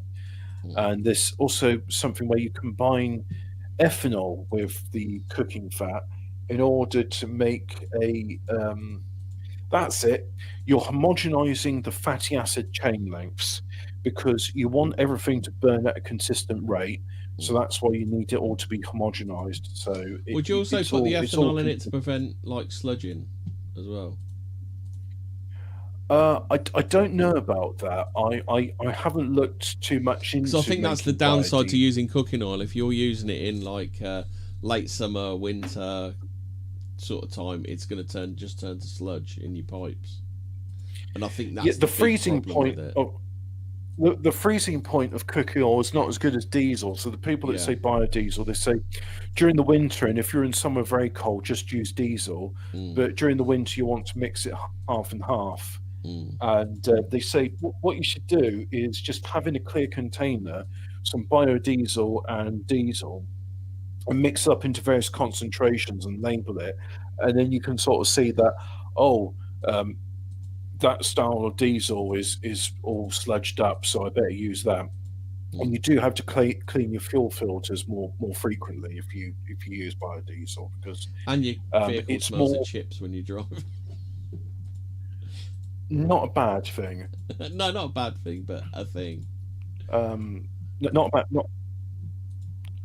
Oh, Guillermo is Italian for William. Yeah. Oh, he says he can't comment in the chat. Got banned for spazzing out when I was drunk.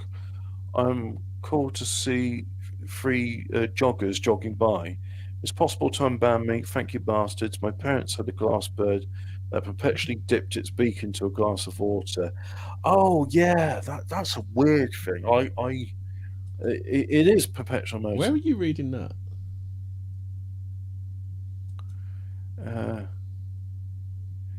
All right. I just the Babe Station chat. Yeah. To never fear. Turley is here, but he's been banned in the chat for spazzing out about joggers. Yeah. Not Turley. Not Turley of all people. He's the last person I'd have expected that of.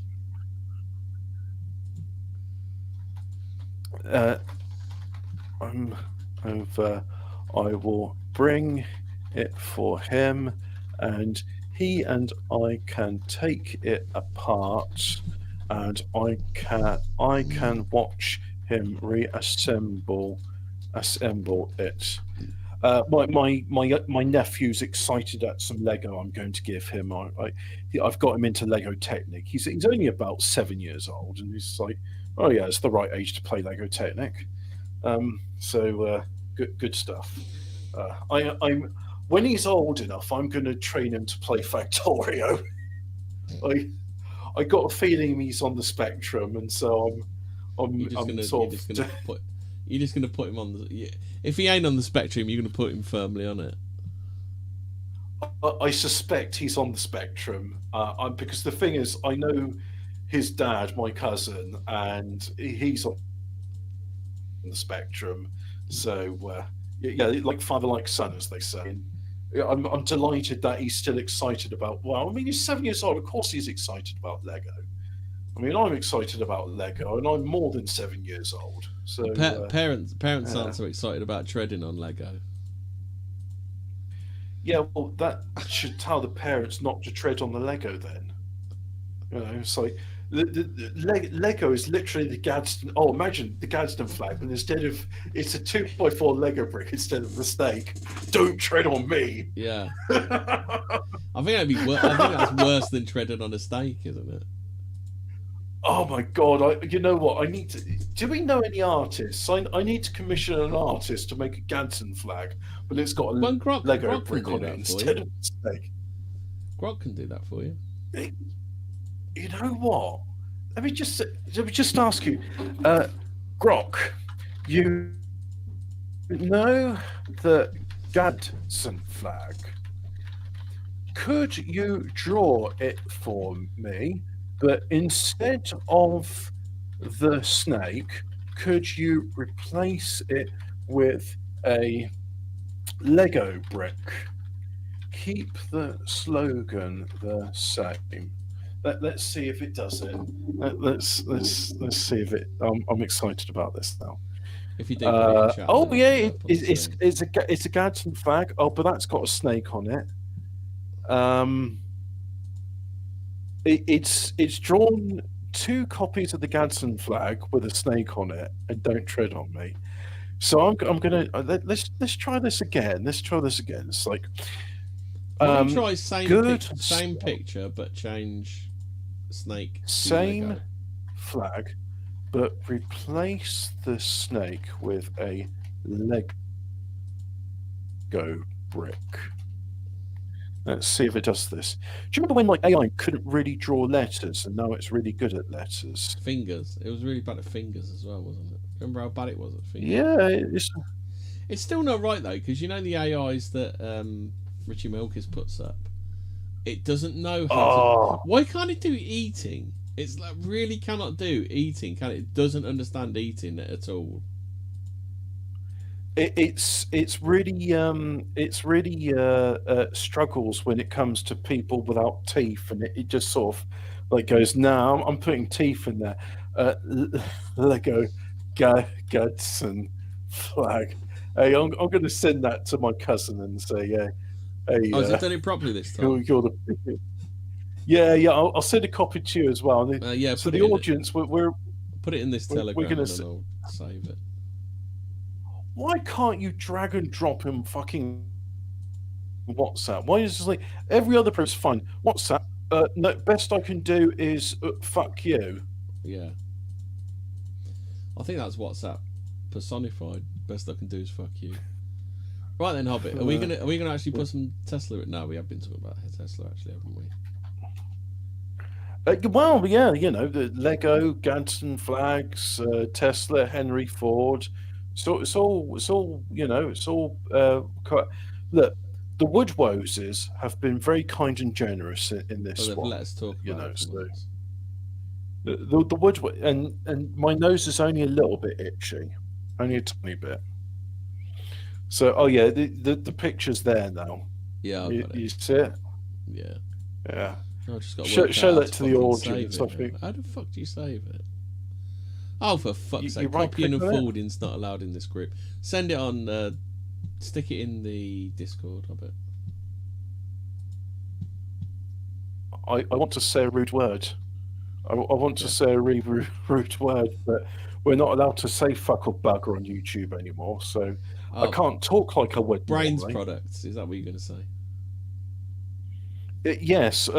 Want a fucking meatball that's popular in the West Country. Yeah.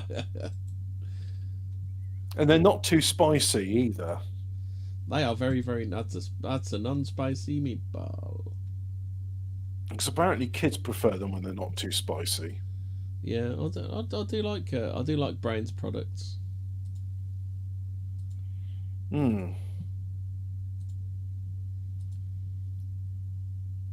There we go. Yeah. It's up on stream now. It went a bit overboard with the Lego bricks, though. Could you just put one on there, couldn't it? Well, I think it's representing the snake. It sort of sums up. It's trying to make a Lego snake. I think is what it's trying to do. I kind of like that. I think it's because you see, in my mind, I just show a 2x4 brick, and that sounds like So it's oh, you know what? Listening to the sound of was it the Gulfstream 5 you're in tonight? It's really like, I tell you what, I fall asleep when I hear jet engines. I have no idea what's. Did I tell you about the last flight I was on was from Vienna to Heathrow, and it was a 2.25 hour flight. I fell asleep in the damn thing. It was just so nice listening to the jet engines, and because they were Austrians, they were fairly quiet and respectful people. So I just, they weren't talking on them. They didn't have their mobile phones on full blast then. They weren't Bluetooth speaker passengers. They were Austrian passengers. Yeah. So I zonked out for about half an hour. So I said when I woke up, I said, "Oh, sorry, I was asleep." Was I snoring? Autriche is Austrian. Is that French for Austria, isn't it? Autrichienne, yeah.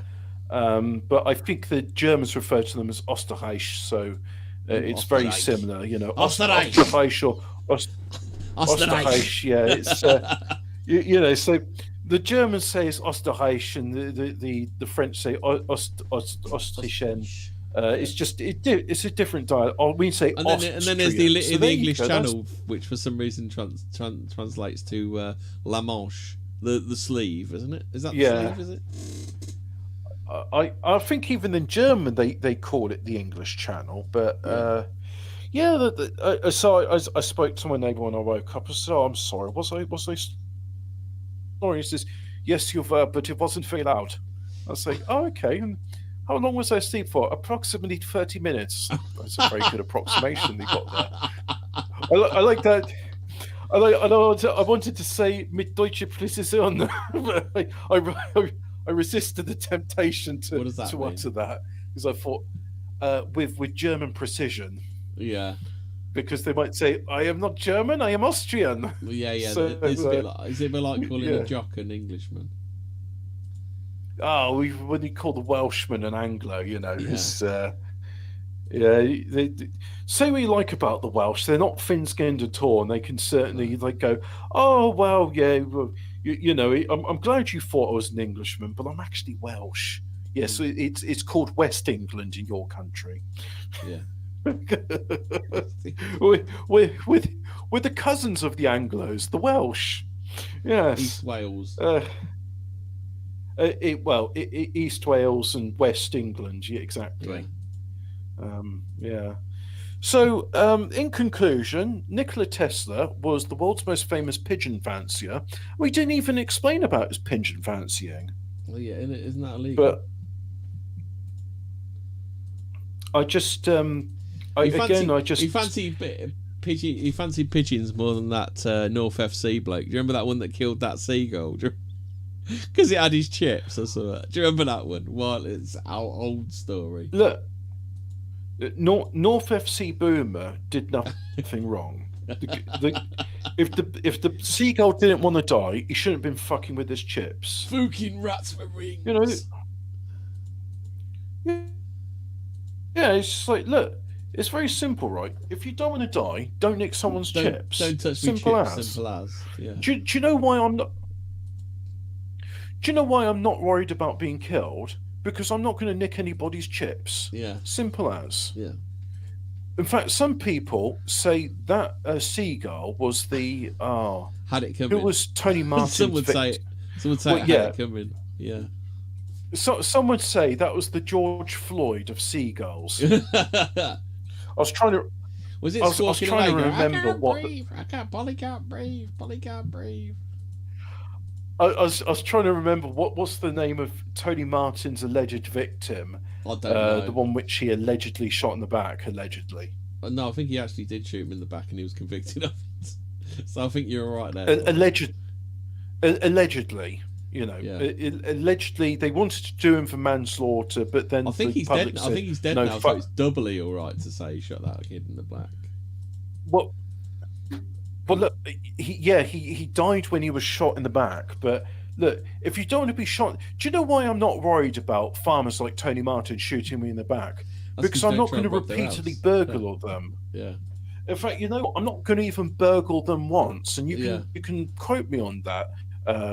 Thames Valley Police. I'm not going to burgle anybody once, and I'm not. By the way, Crown Prosecution Service, that doesn't mean to imply that I'm going to burgle them more than once. What I'm saying is the number of times I'm going to burgle people is zero. I'm not going to burgle anyone for all I care. For all I care, the number of times you're going to be burgled by me is zero, precisely zero. For all I care in Minecraft. Yeah. If I say in Minecraft, does that mean that I've negated my statement? No, that means I'm going to burgle someone more than 0 times. But you can actually call to slit people's throats, and that's fine according to the English judicial system. Oh well, yeah. Well, we know about that. No, so let me just reiterate that for the public and legal record, the number of times I wish to burgle anybody for all I care is zero. Seto. And that is the reason why I'm not worried about being killed. Zero. Because I'm not going to do something. I'm not going to put myself in a situation where a farmer or a seagull is in a self-defense situation. It's just not going to happen. Because you see, I value my life more than I value somebody's chips. Yeah. And that's why I may go like, oh, I'd really like those chips, but I can't afford any chips right now. What if I nick those chips? Yeah. What if I just start going around acting like a seagull? Well, what if I just like act like a seagull and like try and pay for a banana with a fake $20 bill? Yeah. And have 5 times the survivable dose of fentanyl in my system, like a fucking seagull. What if I, a seagull, use a gun and point at a pregnant woman's belly and rob her at gunpoint like a fucking seagull? Oh, Hobbit. I hate seagulls. Alphabet Cat says Andy invented the Tesla coil, which is the defensive weapon in Red Alert for the Soviets. Is Red Alert the one with spice? Yes, it is. That's Red Alert 2, by the way, with Tim Curry in it. Isn't Gina Carano? Gina Carano in that, or she went in one of the later ones? I think she'd probably have been in Command and Conquer 3. So there's 2 different Command and Conquer worlds. There's the Tiberium one with Kane and all that, and that's with Tiberium, and that's in a sort of near future scenario. And I tell you what, Command and Conquer Tiberian Sun, which unfortunately is overlooked these days, that's probably one of the most eye-opening, it's one of the most interesting post-apocalypse futures, because Fallout and Mad Max, they show the post-apocalypse and nothing's really happening. It's all a wasteland. She's in Red Alert 3, Hobbit. She's Natasha Volkova. Right. Yeah, that makes sense. So I remember playing that. She's pretty good. She was like the Russian equivalent of Tanya. Yeah. In Tiberian Sun and also Command and Conquer 3, the Tiberian Twilight, I think it's called. Now, it is a post-apocalypse world. The world has been completely destroyed by Tiberian. All the seas have been solidified by Tiberian crystals. But the fact is, it's not a wasteland because people are still functioning and they're trying to adapt to how their world's being terraformed by this alien substance. And it's fascinating. It's a really sort of eye opener. So Gina Carano. Now that's it. Tesla coils. Right. You say it's a defensive weapon, but have you ever done a Tesla coil creep? What you No. do is you build a line of walls up to your enemy's base, Yeah. and then behind the walls you start building your guard towers. Now if you're Soviets you can use Tesla coils, and if you're playing Red Alert 2, which was one of my favorite Command and Conquer games, you Yeah. get your Tesla troopers and you have them near the Tesla cores, and what they do is they make a feedback resonance loop, and they start zapping the Tesla cores and overclocks them and makes them have even greater range and faster fire rate. Right. So yeah. So are we going to do another week of Tesla, or have you covered all the bits you want to for now? We've done most of what I mean, I mentioned the Wardenclyffe Tower. Wikipedia hasn't mentioned about how it was sabotaged, because rather than in Snopesing and saying mostly false or mostly true, Yeah. they've just like gone, well, we're just not going to address it. Yeah. We're not going to address this. But that's the thing. They've actually pointed to the patent system, so it's there. If you've got the eyes to see it, you can see how this stuff works. I will sort of go into later life, like how his patents are seized by the US Navy, and how the commanding officer oversaw that was the uncle of Donald Trump, the 45th and 47th President of the United States. That was an interesting thing. Yeah, Donald Trump's uncle, he oversaw the confiscation of those patents. I suspect that means Donald Trump has seen the patents at some point. Weird, that, isn't it? It just goes to show none of these people are from outside the system, are they? Ask those ladies on the flight how long it'll be before you're in Switzerland. I might come and join you in my own Gulf Stream tomorrow. Yeah. By the way, chat, the JML money finally came in, so we got ourselves 2 private jets. Yeah, we bought Gulfstream. The chairs and microphones for racists. Well, you see, we invested it into Bitcoin when it was at a low. So rather than just having a couple of nice microphones and some Herman Miller chairs, we bought Gulfstream jets and pilots. Spinning rims. Hobbit's got spinning rims on his Golf now. No, I haven't got spinning rims. I got the RGB lighting, remember? Oh, yeah. Oh, have you got? Did you get the dust caps that do that? You know, the dust caps? Yeah, you're not seeing the dust caps with the LED lights on, where when you go fast, it does like the RGB thing. Oh, right. No, fair. No. What I did is it's just the interior cabins are RGB lights. So Yeah. when I open up the cabin windows when I'm taxiing in the runway, people can say, "Hey, that's the party plane." And be like, yeah, it's not. My plane is not the Lolita Express. It's called something else. And for all your RGBs, you've got 15 different remotes that for some reason are all on the same frequency. Yeah, it is, and they're all in Chinese. The boy, we got him a fine. new LED light, and it's on the same frequency as the fan on his desk. So when he turns his lights on, it does the fan on his desk. I on the one hand, I like. What is it with like the ubiquity of remote controls? Like my £3 like AliExpress special remote control radio I got in my car. Yeah. It's got a remote control on it, but it's like the radio is within arm's reach. I'm quite happy reaching down and turning the volume knob up and down. In fact, that was the reason why I bought it, because I had a knob. Is that Like, you to don't play devil's advocate? Would that be like if you put it in a boat or something? Or maybe you're in a van or a lorry, so maybe the radio's out of reach. No, so they're always the within remote reach, aren't they? Unless I don't know about lorries. Obviously, you'd know more about that than me. Well, yeah.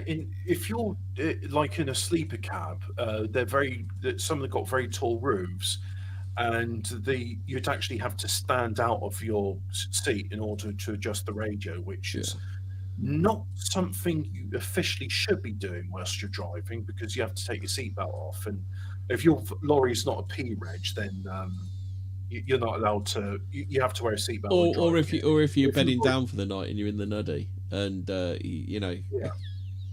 your tackle's flopping around in the windscreen. You're trying to sort out the radio. That's it. Yeah. Oh, I saw this, greatest this, ever. this- I watched one of the greatest ever police interceptors I watched. There's this lorry driver, and he was absolutely pissed out of his brain. Obviously, he'd stopped for the night. Pissed out of his brain, wearing tights and high heels, and the police had to have a word with him. You see, he now there was one of these images. Well, I was in this truck rest area. Yeah. And I saw it was, it was around about 9 o'clock or something. So I imagine, and there was this trucker, and he was stark bollock naked, and he was fat. He's like, Dr. Robotnik with the big belly. He was like that, and he was naked, One and of he the was getting fatties from back in. Judge Dredd with his belly wheels. Yeah, that's it. So he's getting back into his cab, which I thought that was a great feat of athleticism on his part. And it's not that I wanted to look, but you know how with the car crash where you can't look away? As he was mounting the ladder to go back into the cab, I happened to see his bollocks. My God, they hung all the way down to his knees. They were massive too. They were like 2 oranges, and I was like, "What the fuck is? You need a bra for those, mate. What the fuck's going on?" And it's like, look, I mean, okay, the guy was probably in his 60s or something, but my balls don't hang that low. Was that big balls? Big balls from the Treasury, was it? From the Doge, was it? Big balls. It's just they were. I mean, the thing is, I was like 100 yards away, and I could see his bollocks, and they were just like, how can they be so big? And it's one of those images. So now you know why you don't mind walking around stark bollock naked. He's not scared, is he? I guess the guy's got nothing to worry about except knocking his bollocks on his knees. Now he's got some brass balls on him, hasn't he? Hobbit. He's got some fucking massive balls on him. It's like, hey, what did you do at work today? Oh, I was just waiting to do this like transfer of a van from one lorry to another, and I saw this stark bollock naked lorry driver getting back into his cabin with his bollocks hanging down to his knees. Well, by the way, they're the size of oranges. Yeah. What the hell? It's like, mate, get a fucking bra. They're big enough to fit him on. Get a my bollock God. bra. Hey, maybe that's like an avenue of what. Maybe I should like be marketing, like to older men, like the bollock bra. God. It's almost as bad as that time Master Yoda went into a K-hole. Oh God! Hobbit's gone into a testicle hole for 500 years. Master Yoda talks that way now because he saw the bloke with the massive balls down to his knees. Look, I'm trying to say we've done unexplained mysteries in the first half of the show, so we don't need to do that now. We're good, mate. Right, are we done? Yeah. I'm done like that guy's bollocks. Right, so good night, everybody. Stay spooky. Remember, if your balls hang low, do you tie them in the bow? Fucking hell.